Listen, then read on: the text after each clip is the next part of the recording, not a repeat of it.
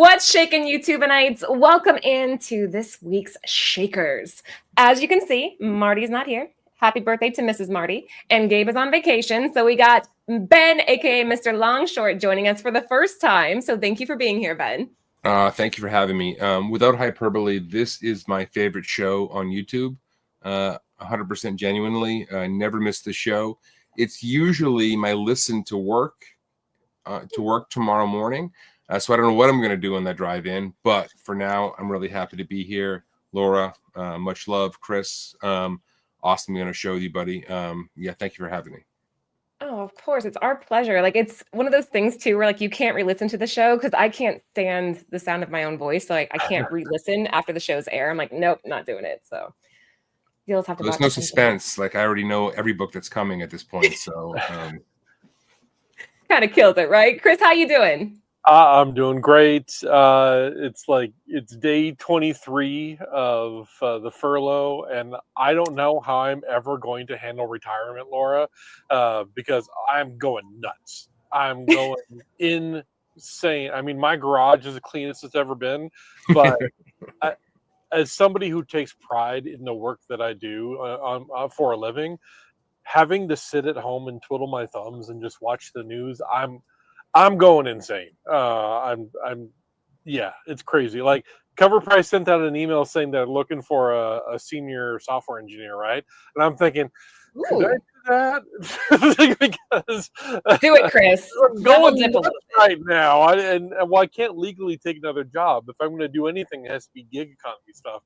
I can't actually do anything that requires a W-2. It's all got to be 1099. Otherwise, I'm violating some congressional law or something like that. But so lots of eBay. I'm doing whatnot shows. I'm trying to keep myself busy. I have probably posted 3,000 to 4,000 comics on my eBay page just because I'm doing it, and that's like what I'm primarily doing garage sales, and it's nuts. I am going insane, but it's Thursday, and you guys know what that means. It's time for your weekly Shaker Reports, and I'm so happy to be here. I know, me too. I told you guys before the show, I'm definitely hyper. This always gets me very energized. I love the books that we have on this week's list. It's fantastic. If you guys haven't already, please sub the channel. We have content all week. And if you don't know, Ben is a part of another show and channel, Near Nirvana. So that's right after this. Make sure you check that out. Long story shorts. And yeah, let's just dive in. You guys ready? Let's go. Do it. All right, Chris, shaker number 1. What do we got? Oh, this is so cool. I'm not going to break out the stack of D&D books again, but here we have Advanced Dungeons & Dragons Module G3 from TSR from 1978. The golden era of tabletop RPGs. Gary Gygax's Hall of Fire Giant King marked the cinematic end to his renowned Against the Giant series, crafted by the Dungeons & Dragons co-creator himself. This adventure plunges high-level heroes into blazing volcano fortresses, teeming with formidable foes, devious traps, and a narrative that surprisingly ties into the broader story arcs. In the history of D&D, Module G3 embodies Gygax's vision of grand fantasy, inspired by pulp literature and prioritizing tactical battles. Its influence endures in today's games, pioneering the linked adventure format to intricate storytelling. Collectors continue to prize original copies, such as this CGC 8.5, which fetch a staggering $1,560 at a recent Heritage auction, highlighting its timeless allure and investment potential. Go ahead and roll for initiative because this is a crazy, crazy find. I don't even know what to say. Ben, what do you think? I mean, I love Dungeons and Dragons growing up. I played with my buddies. I was not like hardcore into it, but some of my first friends who played this stuff. I'm not familiar with this book, but I'm not surprised to see it go for almost $1,600, to be honest with you, under 9.8. The crazy thing about this is that I believe all of these early modules, with very few exceptions, were just a gateway cover folded over loose paper. And So whenever you bought these, there would always be kind of paper staggered and stuff like that. I know that the slide says 9.8, but the read says 8.5, which makes sense because there's no binding here, there's no staples holding everything together, everything is loose leaf, and that makes a lot more sense to me. Many of these came like cellophane wrapped and sealed, so I would be Yeah. very curious to see what a sealed module of this would go for. It would probably fetch a high 9 and go for multiples of 1,000. Yeah, I was going to say a 9.8 in this seemed like a stretch to me because, this stuff wasn't collected at the time, right? This was meant to be used and played with. There wasn't any spec game, any of the stuff in this era. It was all used. So 8.5 makes more sense, which is still a crazy high grade for something like this. Yeah. Yeah, very, very It's so cool. cool. So cool. So Laura, if you were going to play D&D and you hinted backstage that you might be in the future, what Yeah. player character would you be? What class? I don't know. I can't say that with an educated answer because I don't know anything about the characters yet. But we had somebody come into the comic book shop that plays this all the time, and Anthony's like, I think it'd be really cool. Like we saw it in Stranger Things, and we're like, okay, this looks So, fun. do you think that you'd be like a rogue thief or like a ranger badass bowsman or like a paladin or a cleric healer? What kind of I don't want to be a character? healer. I can tell you that. I'm Okay. not interested in being a healer. I don't want to be a thief. So looking probably at mage, sorcerer, something Ooh, I like would that. like that. Yeah, something with magic. Okay. But I bet everybody wants to be that, right? Yeah, well, they're a little squishy. You got to have the meat shields in front of you, but other than that, you'll have a good time. Yeah, and I love meat shields, so that's perfect for me. That works. Anthony can be your meat shield. That sounded really bad, but you get what I meant. Advanced Dungeons and Dragons. Don't clip that. Module G3, TSR 1978, and 8.5 is what we are deciding this is for. $1,560. All right, Ben, your first shaker ever. What do we have for shaker All number right. two? I'm going to screw this up No, you got royally, this. but this is a fantastic book. This is Ant number 1 by the legendary J. Scott Campbell, the red foil variant, 2004 Retailer Summit by Arcana. So 2 decades later, a CGC 9.8 copy of this book surfaces and officially pushes the title into 4-digit territory. The red foil Ant variant was handed out exclusively to attendees at the 2004 Diamond Retail Summit, which typically only draws a few hundred industry insiders. That alone makes it a tough book to track down, but adding J. Scott Campbell's signature art style gives it much more punch. Created by Mario Gully, Ant is one of those niche creator-driven titles that never became mainstream, but built a loyal fan base for its dark, imaginative storytelling and bold early artwork. It's one of the few creator-owned superhero titles from the 2000s to bounce across multiple publishers, but still maintain a cult following. Between the short-lived Arcana run, the retailer-only release, and that mix of early 2000s indie grit with Campbell's cover flair, this issue captures a fascinating moment in comic history that collectors are finally starting to recognize. Just a few days ago, a CGC 9.8 of this copy of this book sold for $1,000, far exceeding any previous high. This is an awesome, awesome, awesome book to have in your collection if you can find it. It is really, really difficult. This is the kind of book we love to cover on Long Story Short. And I'm actually not surprised to see this thing go for $1,000. Have you ever seen it in real life, Ben?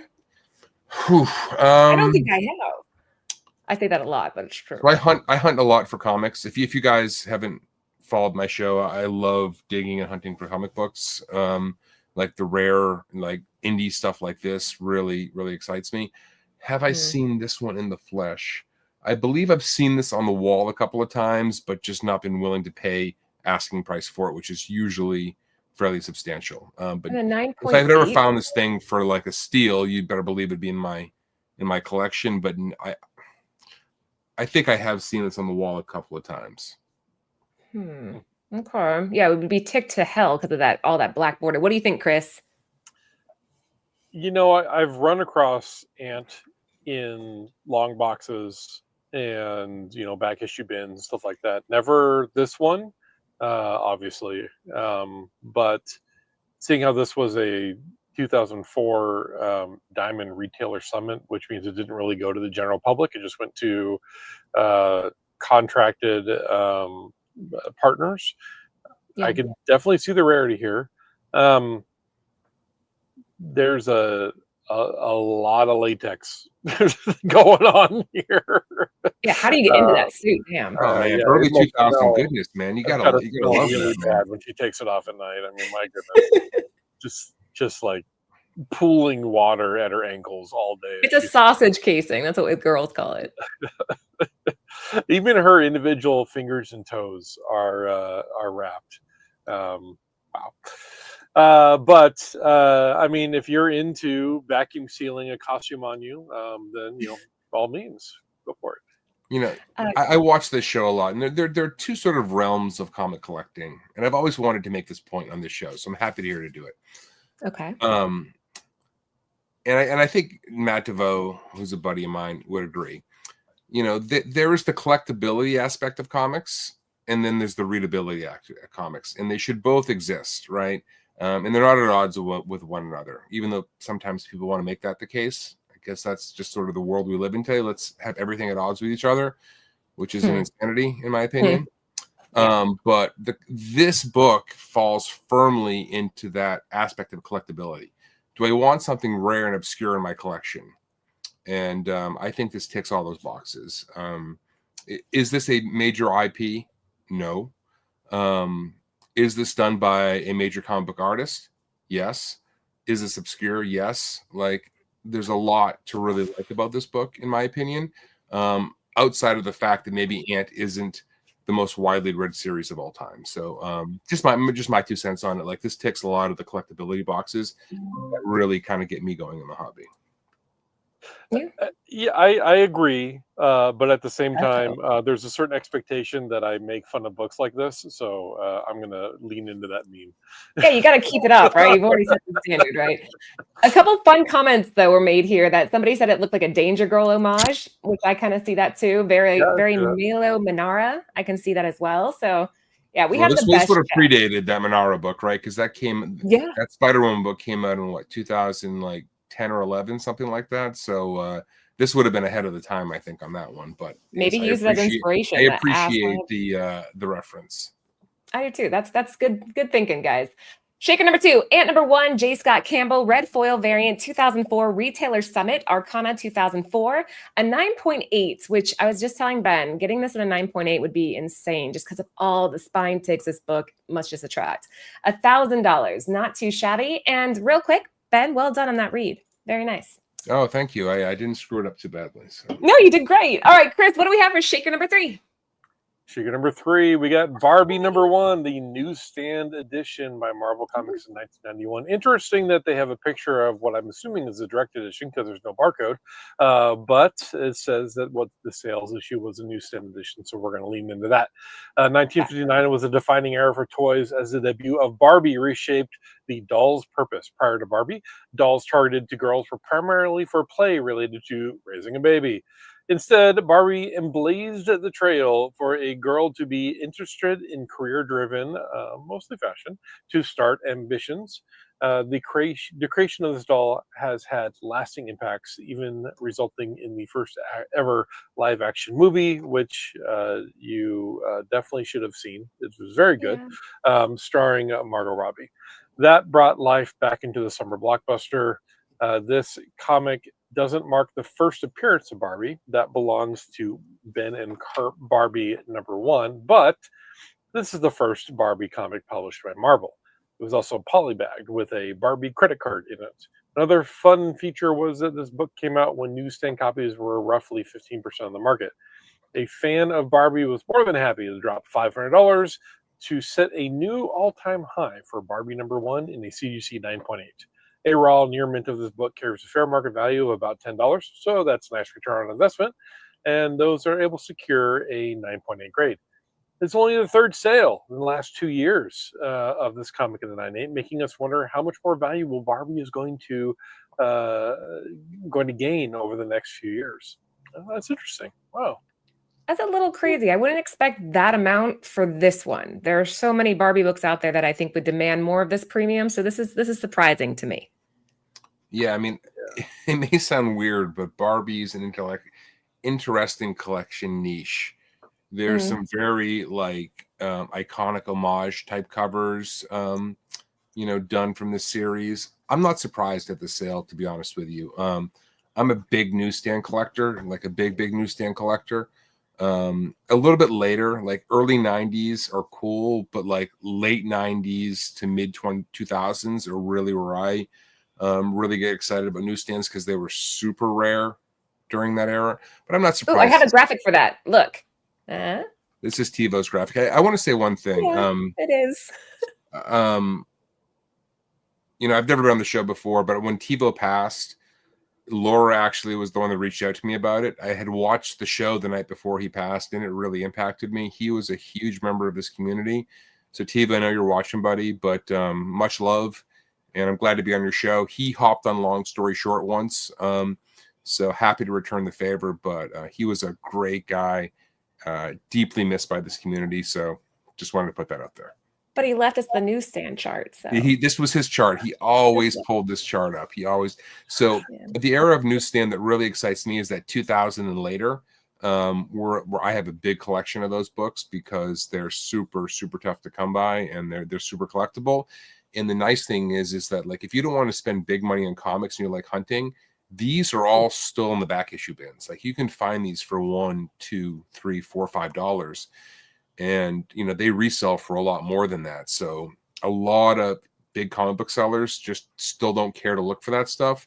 So like if you want to dig and not spend big money, you can find gems from Newsies from sort of 2000 and beyond. So yeah, big fan of that kind of collecting. Yeah. If the original appearance of Barbie and Ken in comics is a Dell comic from 1962. And it's really not that expensive. I mean, you're talking like under $100. That's pretty crazy for such an iconic character that would go on to have. I mean, Barbie has obviously a movie. She had a cartoon TV show, Saturday mornings. She has had many video games, and she rivals Homer Simpson for the different kinds of jobs that she's had. So I think that this is an interesting buy. I think that Dell Barbie from 1962 is a bit more surprising that you can find it for under $100.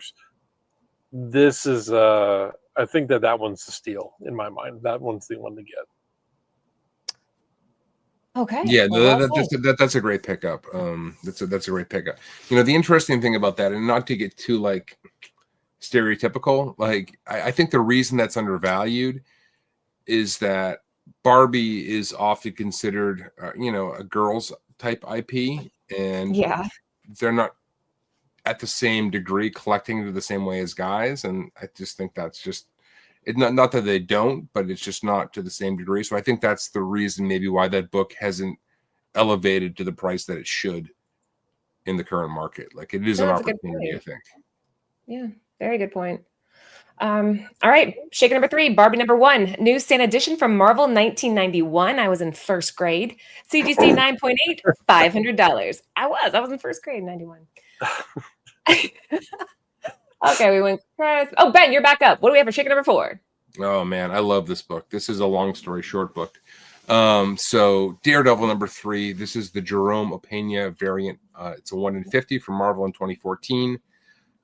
This is a banger, man. Whether it be in film, music, illustration, or any other type of art, there will always be examples of creators who have a devoted following. In the comic realm, it is not uncommon to see these same diehard fans follow an artist or writer from series to series, or even cover to cover. This week, a cover created by one of those fantastic artists has graced the Shaker list. Daredevil number 3, featuring cover art by Jerome Opeña. Opeña's work has consistently been lauded as a beautiful combination of extreme detail and supremely effective use of contrast. Opeña's variants typically fetch high numbers on the aftermarket, especially when it comes to incentive ratio variants, as seen this week. The 1-in-50 ratio variant for Daredevil number 3 sold for a massive $350 in raw condition. Wow, that's a great sale. Holy shit. Yes. Compared to other sales of the same issue, this sale nearly beat the previous all-time high. In any condition, CGC 9.8 sold for $338 earlier this year. The cover, featuring a beautiful image of Daredevil leaping over a trolley car with a sunset in the background, depicts maybe one of the best bits of color work of any evening sky in recent memory.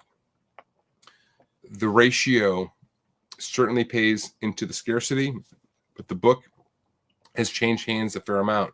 With 62 total sales recorded in CovrPrice's database, this is simply a beautiful and highly sought-after ratio from an extremely popular artist and well-deserving of the high sale. So I love this book. I have always loved this book.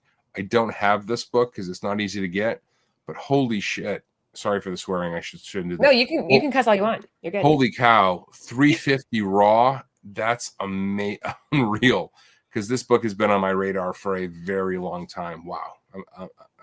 I missed this one. I track a lot of comic sales, and this one flew right by me. It's very rare to see you blown away. So here we go. $350 raw on this is legit, because like you said in the read, I think I said it. I went so fast. I think it's $388 for a 9.8. So $350 raw. I mean, that's a big sale. Yeah. Opinions. Yeah, it's pretty incredible. 1-in-50 ratio from 2014. Amazing artist, amazing cover. I'm not surprised. Liger, you've never seen this before, man. You watch Long Story Short every goddamn week, and we've covered this book at least once, man. So you've definitely seen it before, unless it was like before when you got on the show. So, yeah, this thing is awesome. Yeah, apparently you've never shown this Ben, because he has no clue here. He is full of it, man. Liger, we'll talk later. Yeah, Opana's done some really great work. Tonight. Oh, I want to be on one of those, by the way. He did some really good work for Moon Knight. I think he did Spawn, which is the first time I saw his name pop up. It was Spawn 300, I believe. So yeah, really talented artist. This book in particular, like you were saying, Ben, the sky here is just absolutely flawless. That's a difficult thing to do, to capture a sky the way he does. So very, very cool book. And the thing is like Daredevil is not like front and center, but his silhouette there above the trolley, I mean, just screams Daredevil. Like, that's a classic Daredevil pose. Like, this cover is perfect. God damn it, I want this book, but anyway. That's the problem with the Shakers. You end up leaving, you're like, oh, I want everything that's on this list. I've been wanting this thing for too damn long as it stands, but whatever. It is what it is. What are you gonna do? We can't own everything. Chris, anything to add to that? No. Oh, we just lost Chris. Where did he go? Where did everything go? That's okay. Chris will be back momentarily. Huh? You kicked him out of the show? I really didn't. I think maybe his computer messed up or something, because he gives me my slides too. But all right, that was Shaker number 4. So Ben, you might have to read again. Are you cool with that? I don't care, man. I'll do my best. You got to just wing it here. I think I'm at like a 3rd grade reading level, but you know, He's back. Where'd you go? I have no idea. I didn't do it. My hands were off the buttons. It was not me. No, it wasn't you. My browser closed. It probably got back. I probably just ran. It's fine. It's fine. Shaker number 4, Daredevil number 3, Jerome Opeña variant, a 1-in-50 from Marvel in 2014, a raw near mint coming in at a massive $350. Whew, that's something to snub at. All right, Chris, what do we have for Shaker number 5? Shaker number 5. This time of year, you always see things like this. We have Halloween number 1 by Chaos Comics in 2000. This is the glow-in-the-dark variant. Comics based on horror films have seen a rise in popularity for some time. Horror icons such as Jason Voorhees, Freddy Krueger, Leatherface, and Michael Myers have been featured in numerous series since the 80s. Many of these issues have spiked in prices, especially the books that are considered the first appearance of each character and any rare or scarce variant. One of the more rare books featuring Michael Myers specifically is the glow-in-the-dark variant for Chaos Comics Halloween number 1. This book seems to spike every year around Halloween, and this year a new high was set once again. Last week, a CGC 9.8 graded copy sold for a stabbing $1,800, marking a new all-time high for this rare variant. Holy cow, $1,800. That is Chris, nuts. can you put your share screen back up for me? Yes. Thank you. There you go. Let me get to the right one. There you go. Perfect. Thank you. All right, you were saying? Yeah, $1,800 is nuts for this. I mean, my goodness. I'm not trying to sound ignorant. This isn't the first time this book has been printed, though. This is just the glow in the dark version of it from 2000. So was there one of this before that? No, this is the chaos version. I mean, there were some variants of this, but this is a very tough book. Like, this is a very, very tough book to find. And 1,800 shocked me a little bit. It's, I had like 900 to 1,200 in my head when this came up, but man, this is a big sale. But I mean, there's a lot going for it, right? I mean, glow in the dark covers, believe it or not, like, people like those. Halloween, obviously, hugely collectible. This time of year, right? Halloween coming up, right? Just even more so. But $1,800 for this, man. Wow. Yeah, the other interesting thing, every single one of the 2000 Chaos Comics Halloween #1s, they're all worth like 50 plus, right? There are a couple different variants. The regular cover is worth $50. There's another glow in the dark variant that features Michael Myers, the mask of Michael Myers, and that sells for over 100. And then there's a chrome variant as well. But even more interesting is there's Chaos in the 90s and early 2000s did ash cans, and they were just printed on like regular photo paper kind of ash cans, folded in half. And the orange ash can for Halloween, which was released on Halloween in the year 2000, that sells for several $100s. We're talking like almost $800 just by itself, raw. Yeah, I mean, there's this book has the Michael Myers, just like the picture of him standing there. I mean, there's a few different covers of this, but this has always been a difficult book. But I just took a quick look, and I can't see any other 9.8 sales of this. So there's only 17 9.8 on the census. So my guess is that nobody's moving this thing, right? People are holding it. Yeah, I think I definitely agree. Never seen this movie. Oh, it's a classic. A classic. Yeah, I don't do it. This type of stuff would scare me. I don't know if you know this, Laura, so stop me if you did. Do you know what the Michael Myers mask is? Do you know what it is? Oh, I know. Okay. I'm not. Yeah, it's just the white mask with like the hair. Right, but do you know what that white mask is? Please tell me it's not human skin, is it? No. It's William Shatner, right? Yeah, is that what you're... William Shatner? I thought you were going to say like in the movie he peeled some guy's face off. I've never seen this movie, so I have no clue. I'm sure he has peeled somebody's face off in the movie. But the mask itself, the prop department was trying to figure out, because the first Halloween was extremely low budget shoestring, right? And they were trying to figure out, well, we're looking for something scary to put on his face. We don't know what to put. They didn't want to do a hockey mask, and so they found this William Shatner rubber Halloween mask, and that is Jason Voorhees. That's the Halloween mask. Yeah, I did not know that. And Nimesh, you can't unfriend me. If we watched this together, I'd be hiding under your couch. It would be really bad. Would not be a good thing. The scariest movie I've ever seen was the Ernest Does Halloween movie. That one's terrible. That's the scariest one you've ever seen? Okay. Yeah, because remember, Ben, he takes like the gooey kids out of that little... I get it, but like, the girl's bed. It's still Ernest. I mean, like... And Laura, I no shade thrown your way. I still to this day sometimes have nightmares about the subway scene in The Wiz. So... I mean, I have nightmares about like Pee-wee's Big Adventure with Large Marge. Like, that's... See, that's worse than mine. That's worse.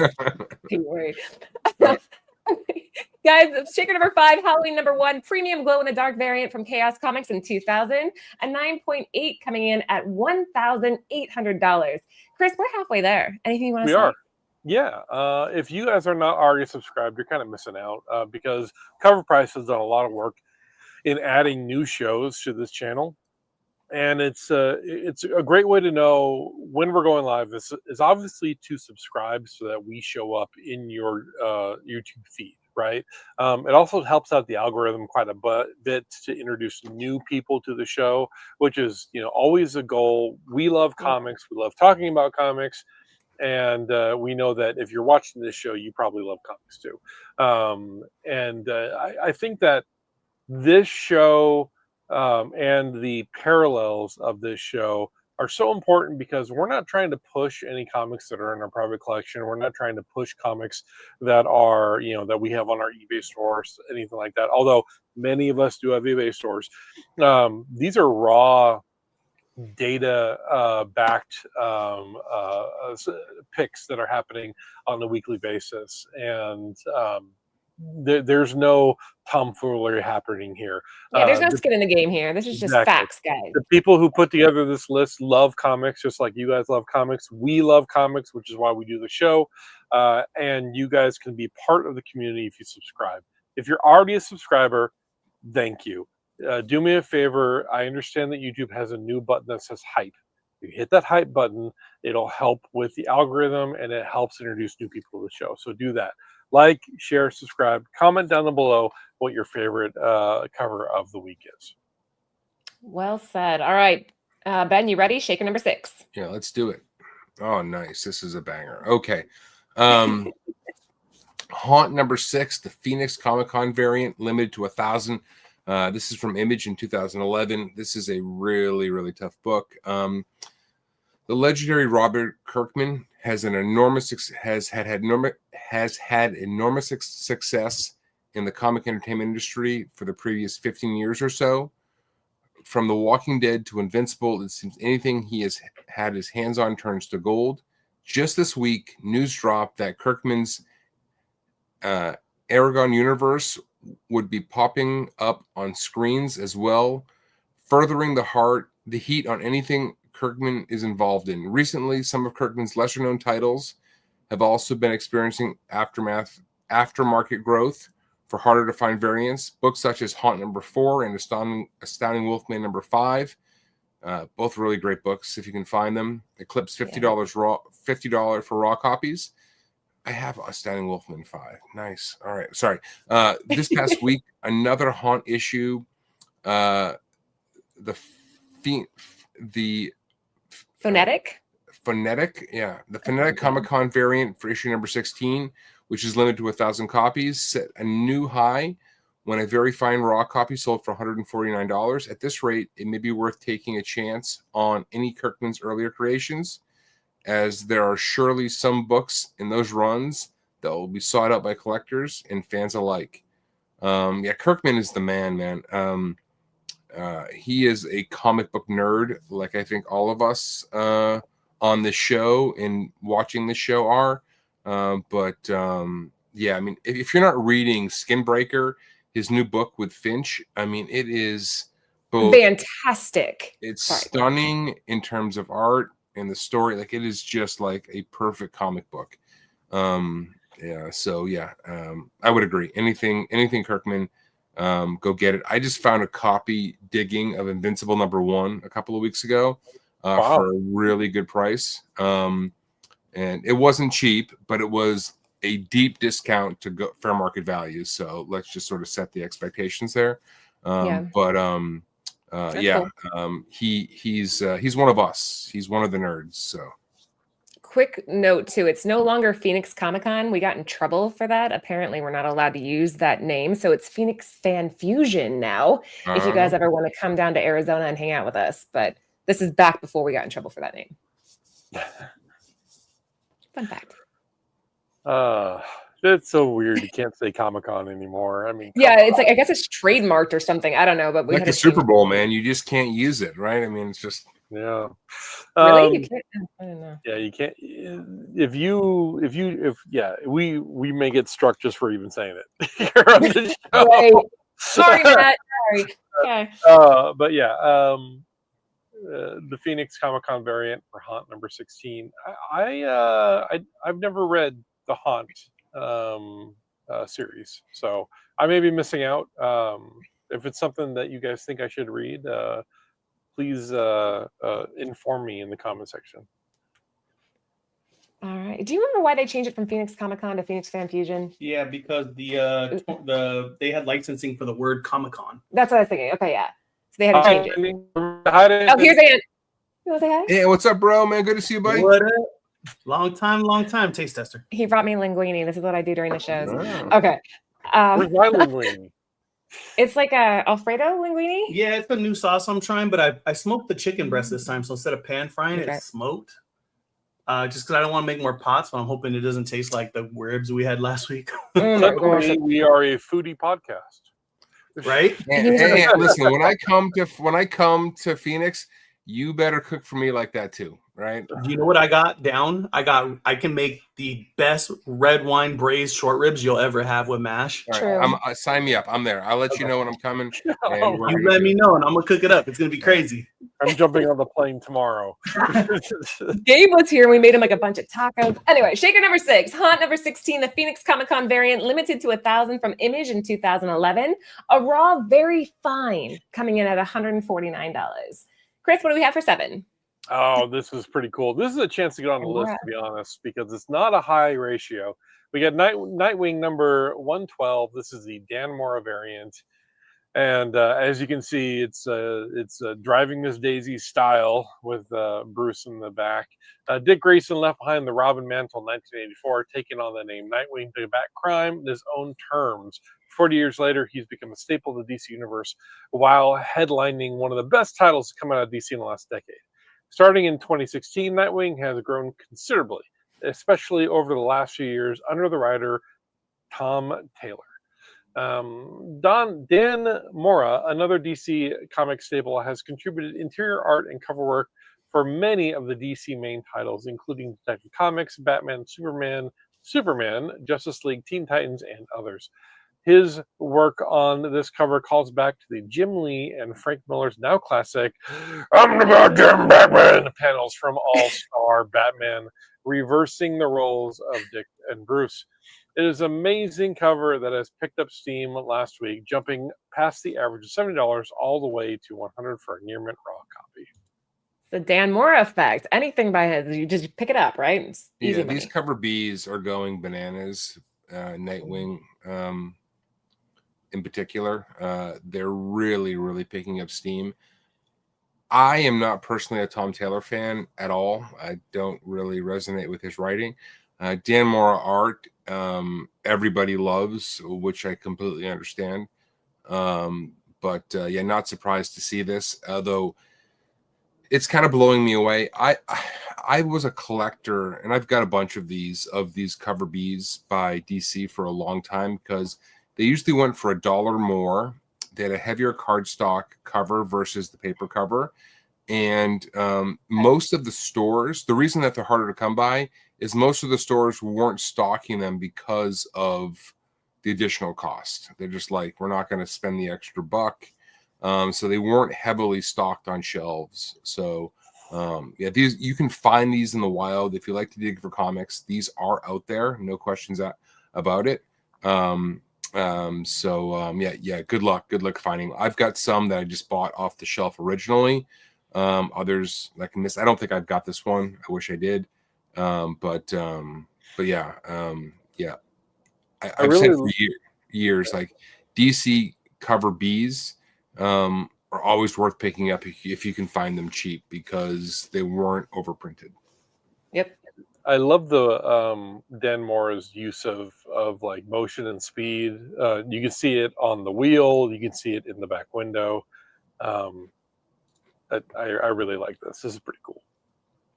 Good looking book for sure. Can you look this up? I don't know which one he's talking about. The Catwoman number 80 variant. Chris, can you pull it up for me? Yeah, we'll get that for you. I just want to see it. I'm curious what Liger's saying. Too bad nobody cares about it, though. Interesting. Then Rattlesnake concurred. Yeah, what I was going to say, though, is this looks like me when my son just got his permit. I sit in the back seat like, oh my God, don't kill Are you me. sleeping, or are you like with your hands gripped on I'm the... usually awake, but just barely. That's Adam driving it. Isn't that great? Of course, it Pull would that be up, this guys. one. I want to see It's it. coming right now. Okay, so this is the pumpkin spice variant. All right, I'll remove that, add that. Yeah. Oh, that's nice. I grabbed this. Yeah, this was fun. Yeah, this is cool. This was fun. I grabbed this. This came out this week or last week. It's brand new. Like, it was either Wednesday. I've lost track of time. It was either Wednesday or last Wednesday. Aunt said it was last week, and I have it. So am I on the board, sort of? No, not really. Huh? It's not No, Shaker. I'm afraid not. Is this the one that they were talking about? It's the only Dan Moore number 80 Catwoman that I can find. So Yeah, that's the one they're talking about last week. right. It's a good. That's really book. well done. You know what? Let's read the tea leaves, as Tim used to say. If you can get this book, currently fair market value for $4, this might be a grab. So, I mean, the Dan Moore effect, cool cover, cool concept, cool bike. Unicycle. A motor unicycle. Is it? There's not a front wheel? Oh, Right. I guess you're. No, I can't see it. We call those segways now. I need glasses. That's it. All right. Okay, well, there are 75 of you hanging out with us tonight. Thank you guys so much for being here on the Shaker Show. We have Ben, Mr. Longshort, joining us. Make sure you stay tuned after this show, because right afterwards is Long Story Short over on Nearing Nirvana. And of course, I got my guy Chris. Same deal. Follow him on Instagram. He sells on eBay, all kinds of jazz. So Shaker number 7, Nightwing number 112, the Dan Mora variant from 2024, raw near mint, coming in at $100. It's impressive. Ben, what we have for Shaker 8? For an open order book, that's crazy. All right. Yeah, sure. Man, this is an obscure one. Let's get into it. Over the Garden Wall, Rock Facts, SDCC zine from Jim Campbell, 2017. Limited to 500. This is from Boom Studios. The Emmy Award-winning cartoon Over the Garden Wall debuted on Cartoon Network in 2014, featuring 10 mini episodes lasting 11 to 12 minutes. The dark fantasy cartoon followed the adventures of two brothers, Wirt and Greg, and featured a star-studded cast of voiced actors featuring Elijah Wood, Colin Dean as main characters. It is revealed late in the series that the adventures had occurred. Sorry, I lost my scrolling. Late in the series that the adventures had occurred after the brothers were hospitalized from an incident on Halloween night. Thus, the cartoon had become a cult favorite for the Halloween season and is an easy binge, taking less than 2 hours. Over the Garden Wall, Rock Facts was a tie-in comic released in a 7-inch by 5-inch zine format, limited to 500 copies. These zines were released at SDCC and were written by Ryan North of Adventure Time fame and featured 2 covers by Jim Campbell and storyboard artists for the original cartoon. This zine sold for $70 in March, but nearly doubled that with a record sale this week of 200. That's more than doubled. 230 for a raw near mint copy. Although this doesn't appear to be your typical Halloween horror show, true fans recognize this as a cult Halloween classic. Yeah, this is again one of the reasons I love the Shakers. Never heard of this. The chat's being naughty. I'm sure Jim Campbell's fantastic, right? They're being bad. Yeah, this is crazy. I am aware of this, but 70 to 230 is obviously more than a double. But yeah, that's amazing. $230 for this. Wow. Is it a wraparound, or is this just how it looks? It's either connecting or wraparound based on the read. I think it's probably a wraparound. Okay, I don't see anybody in the chat having it. So. Wraparound. Yeah, it is. Okay. That's interesting. I've never heard of this. Over the Garden Wall. I've never heard of this. It sounds pretty dark, but it's kind of like Beneath the Trees Where Nobody Sees, right? Mm-hmm. Or Basket Full of Heads. Oh, I love that one. That was Stephen King's kid, right? That was Joe Hill. Joe Hill, that's right. Yeah. Right. Hey, you guys, all you in the chat need to stop buying that Catwoman number 80. You guys, every time I put one in the cart, somebody buys it. Stop it. I mean, check out. Influencing. That's why I'm not telling them what I'm bidding on before. I'll tell them once the bid ends. I have a book, guys, and I'm the only bid on it, and I think I'm gonna win. I have like 20 more minutes. Anyway, it's a strange cartoon, almost adult swimish. Okay, cool. Yeah, I mean, watch it. I'm kind of curious now. It's interesting to see it going for quadruple almost what it was originally going for. No, it would be more like triple. Right? More like triple, Yeah. Ben? Triple and change. Triple and change. All right, shaker number 8, we have Over the Garden Wall, Rock Facts, SDCC, Zine, Jim Campbell, cover B, 2017, limited to 500, raw near mint, $230. We got 2 shakers left, guys. What do we have for number 9, Chris? Number 9, we got Red Sonja versus Thulsa Doom. Number 4 by Gabriel Delgado. This is the Virgin by Dynamite Entertainment in 2006. Delgado is no stranger to the aftermarket fire, known for his painterly realism. That's weird. Known for his painterly realism and cinematic intensity. His covers are some of the most coveted in Marvel Comics. And this Red Sonja versus Thulsa Doom number 4 Virgin variant is a perfect example why. The final issue in a miniseries written by Peter David and Luke Lieberman, with art by Will Conrad, delivers a cinematic confrontation between Sonja and her nemesis, Thulsa Doom. When the villain unmasks and reveals his true intentions, Sonja must help a young prince ascend to the throne to save her kingdom. A fitting end tale paired with a breathtaking Delgado cover. The market has quietly been building around this book for years. Back in 2016, near-mint copies sold for just $5, but in 2021, that price jumped to $50. Now, in 2025, a raw near-mint has hit $75, marking a new all-time high, just weeks after another near-mint sale ended at $70. That is a remarkable consistency and growth, suggesting collector demand is accelerating. With only 12 graded copies on the CGC census, including one 9.8 signature series, scarcity adds another layer of desirability. Fair market value for raw near-mint copies sit around $73 now. Strong footing for a mid-2000s incentive variant. As Delgado's name continues to surge in collector circles, driven by renowned recognition of his earlier works, Red Sonja vs. Thulsa Doom number 4 has solidified itself as a sleeper hit turned modern classic. Whew. Okay. What do you think, Ben? I love Delgado. I really do. In terms of where does it stack up amongst his best works? I'm not so sure. It's near the top, but that doesn't take anything away from it. It's a really cool book. This is when Dynamite wasn't overprinting their stuff. So, Dynamite went nuts in more recent years, but in this era, that wasn't the case. I would pick this up for sure.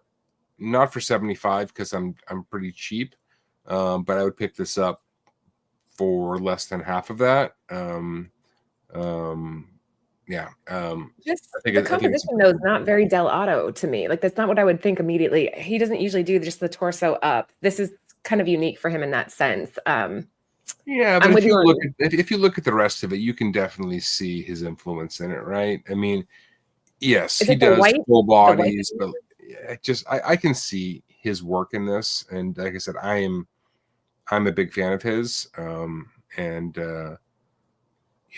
75, I don't think it's that bad of a price, but I would, like I said, the cheapo that I am, look to find this for less. Yeah. To answer Liger in the chat, Thulsa Doom was primarily introduced as the villain in the Cull the Conqueror series, but was featured in the Conan movie played by James Earl Jones.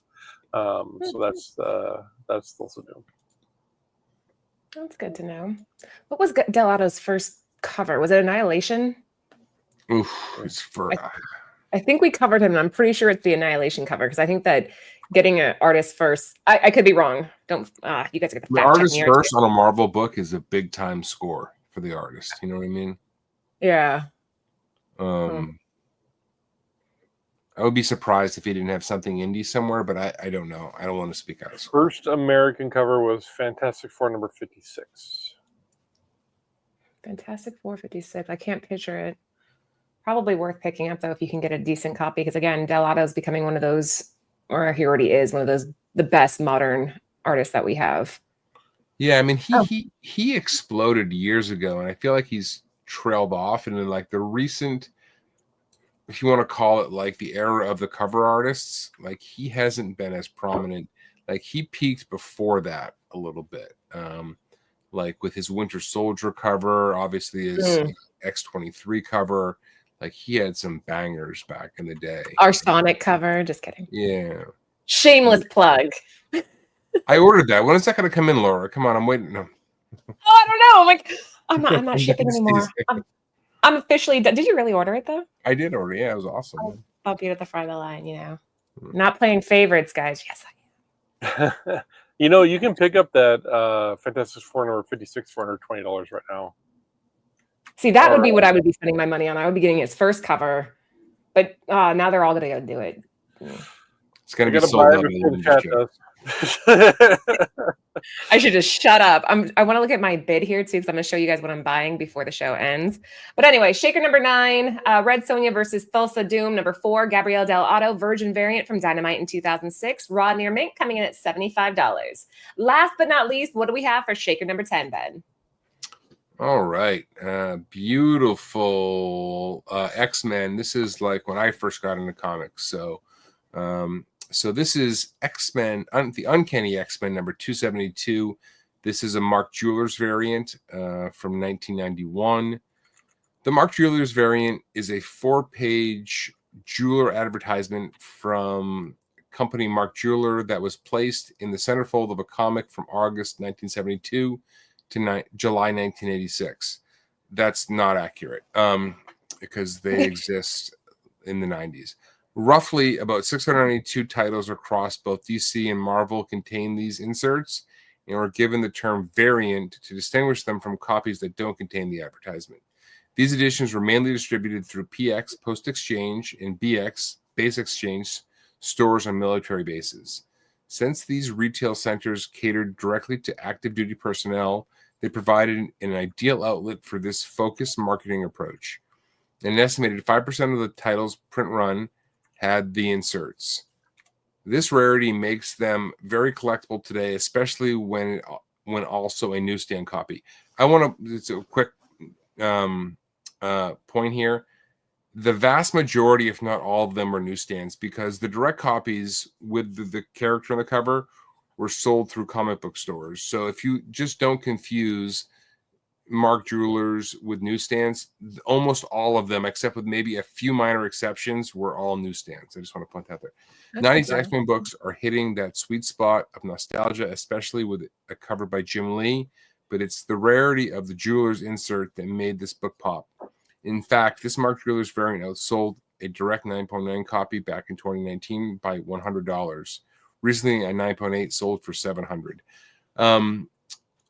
Mark Jewelers are really cool. That said, for a guy who loves really scarce comic books, for me, please don't take this as gospel. It's not the most exciting thing of all time for me. And I know they carry a massive premium when you find them. But I grew up in Maine, and I grew up near a military base. So these were floating around all over the place. I grew up in Maine too. Well, part of my childhood. That's interesting. Does your social start with a 0? Don't have to answer that. It does. Yeah, it does. I'm not going to go further than that, but I'll give you Yeah. I'll give you the first number. I'll give you the first one. To the point of this read, it's at 86. I mean, this book came out in 91, so I know these books extended beyond the 80s. So there was a typo in maybe it was 96 meant to be saying the read, but it was not the 80s. It was definitely into the 90s that these persisted. But they carry a huge premium. Like I said, I love scarcity in rare books. I don't know why.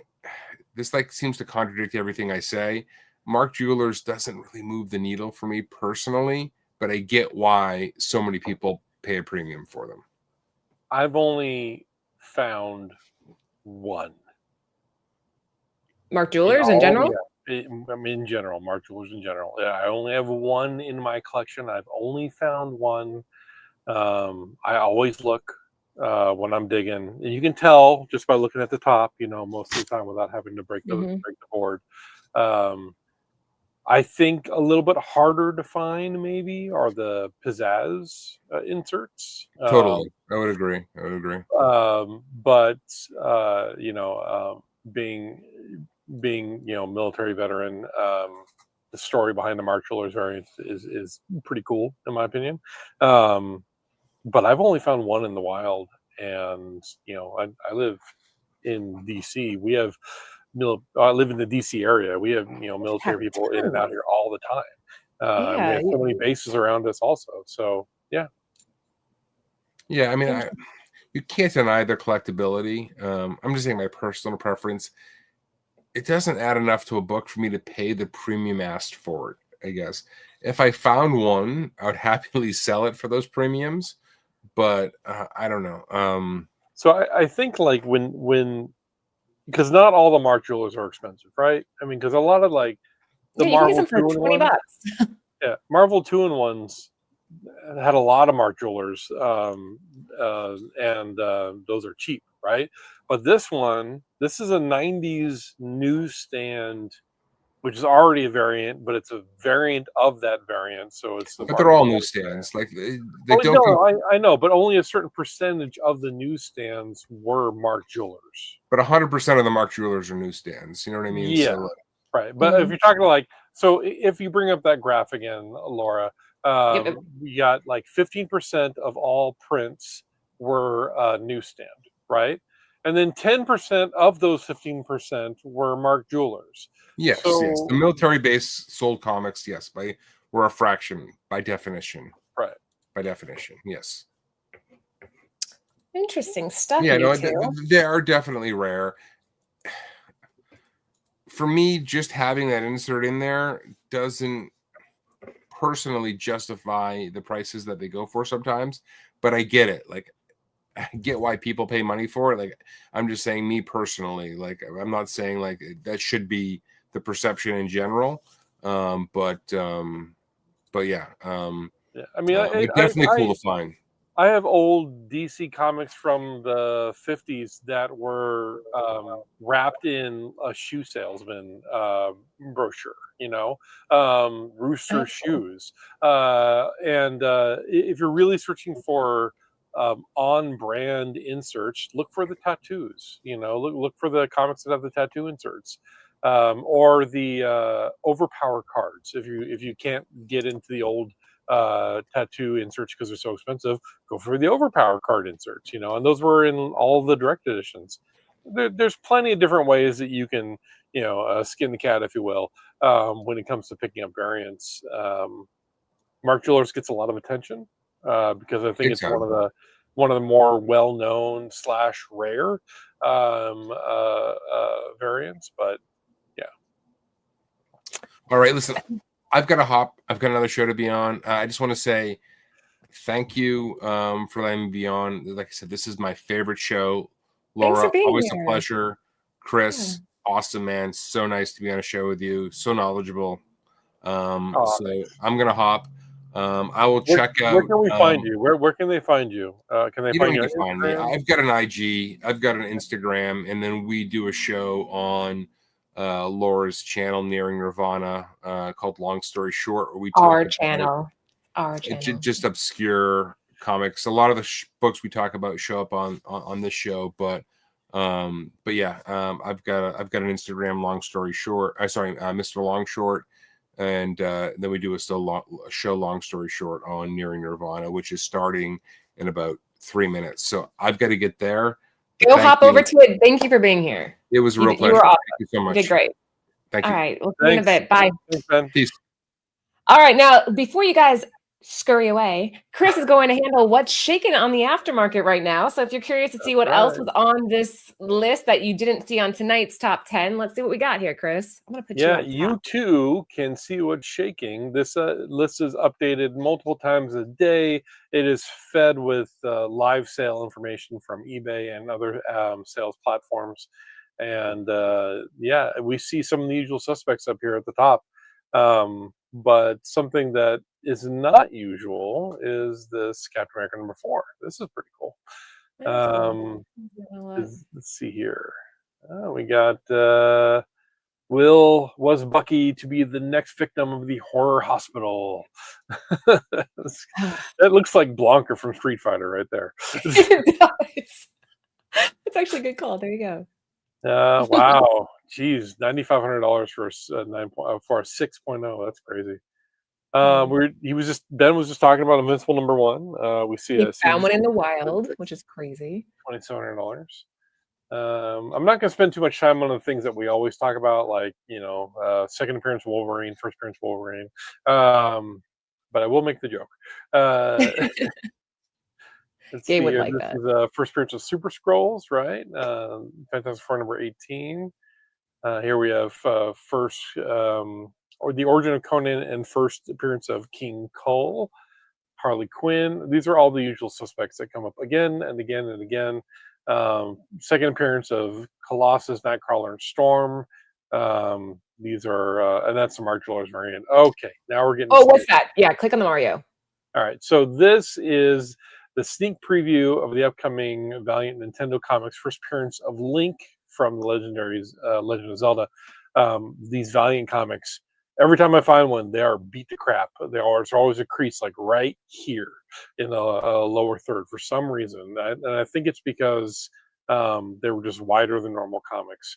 But these are so incredibly hard to find. Anytime you can find the Nintendo Valiant / Acclaim comics, I say pick them up. Oh, do the Hickory? Yeah, this is a 1950s Hickory comic. This is by Quarterly. Think she'll make it Hickory? I don't know. I don't think so, Pa. She's too doggone fat. He's talking about the cow in the background making through the fence while Pa is talking about the pretty lady in not the right attire for skiing. That's pretty true. Yeah. Okay. Good stuff. Scooby-Doo #1. I've got this. This continues to climb slowly. Mine is a green label because it has somebody cut out a coupon inside of it, but it's a qualified 4.5. So I probably need to go ahead and sell it. I think I can probably get $1,000 for it.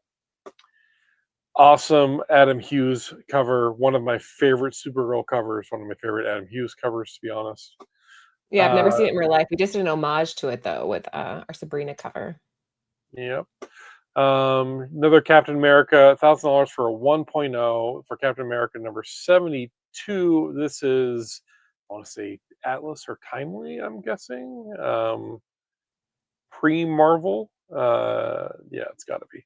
Oh, that's fantastic. Very, very, very cool. The colors on that, man, that's beautiful. Everybody wants to see the Trump Playboy. Can we look? Okay, all right. Let's just do it. Let's just do it. Trump Playboy. Executive Order #3, 1990.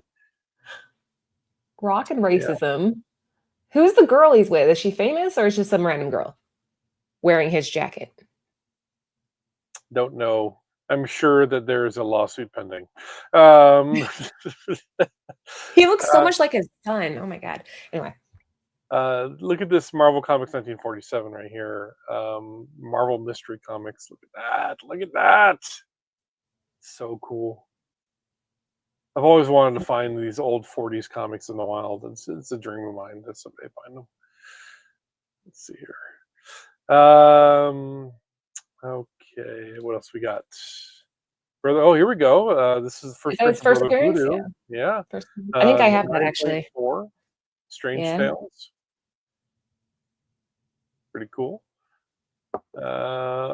Planet Comics, Dave Stevens, of course. It wouldn't be a sugar show without mentioning Dave Stevens. Here we have Planet Comics #1, a classic Dave Stevens cover from 1988, Blackthorn Comics. $840 for a CGC 9.8. Absolutely incredible. Yeah, nothing special key-wise about this. Strange Tales #115. But this Amazing Spider-Man #8 is the first appearance of Living Brain. CGC 6.5 sold for $835. And of course, this has special tribute to teenagers issue, which I is love that. really weird. I love it. They're drawing in that crowd. Maybe teens are still reading at that point. Yeah.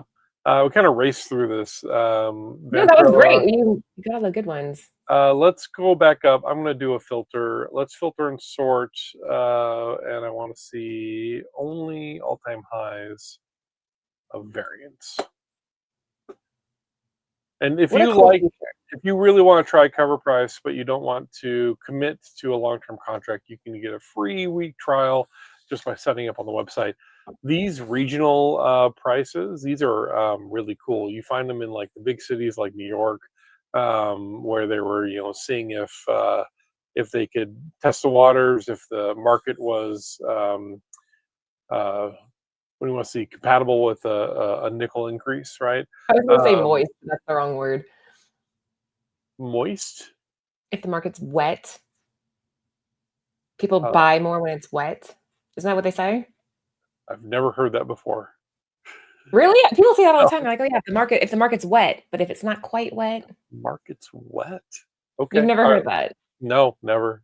No. Ooh, that Turner's beautiful. I love it. Anything by Michael Turner, I'll pick up anyway. My Michael Turner, anytime I find something, if it's in a long box, I grab it. Oh, they said click on the screen book. This is the Gray Corn. This is from the San Diego Comic-Con. Of course, you have the Drew Barrymore and Gray Corn painting. Oh yeah, this is Tidal Wave. In the back. Yep, Tidal Wave, 1 of 300. Here we have this is I love this. I love that there is a new Batman series that's paying homage to Absolute Batman.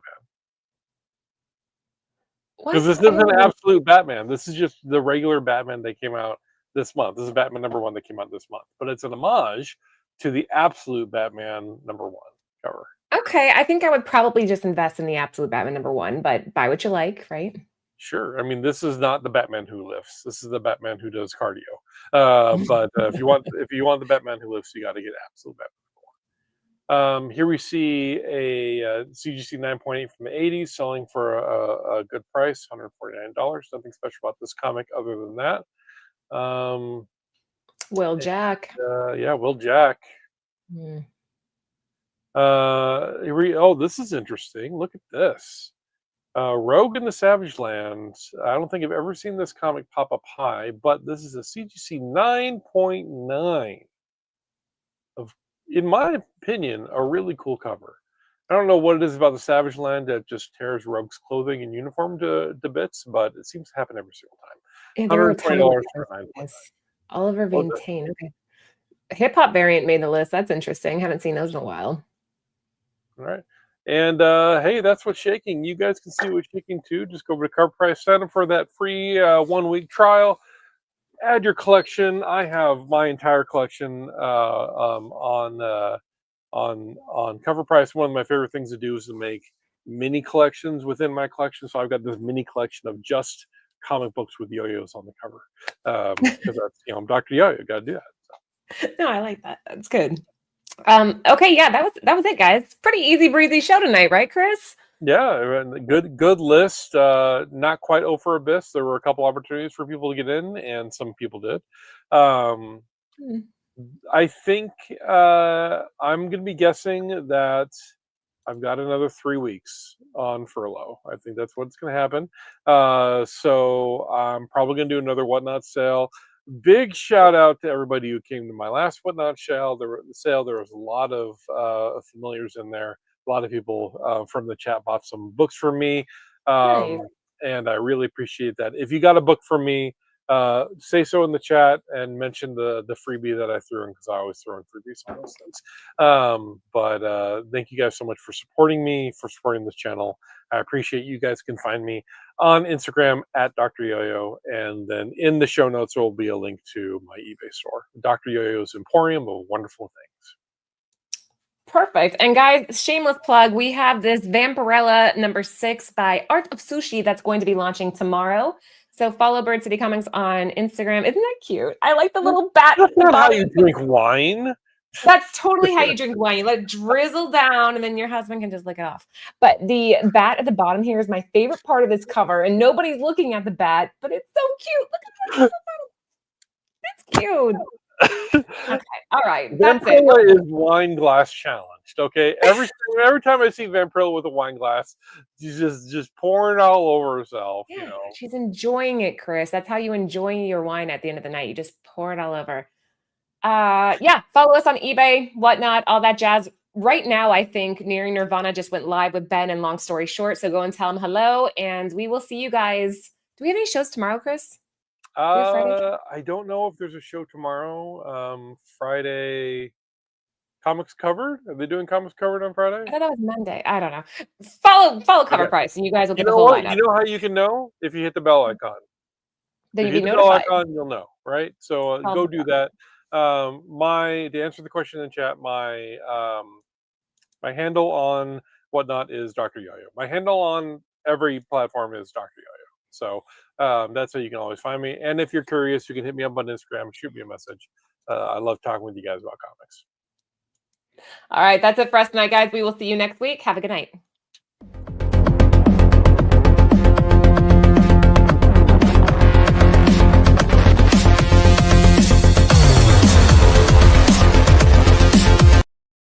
For the entire crew, this is TiVo saying keep digging in them long boxes.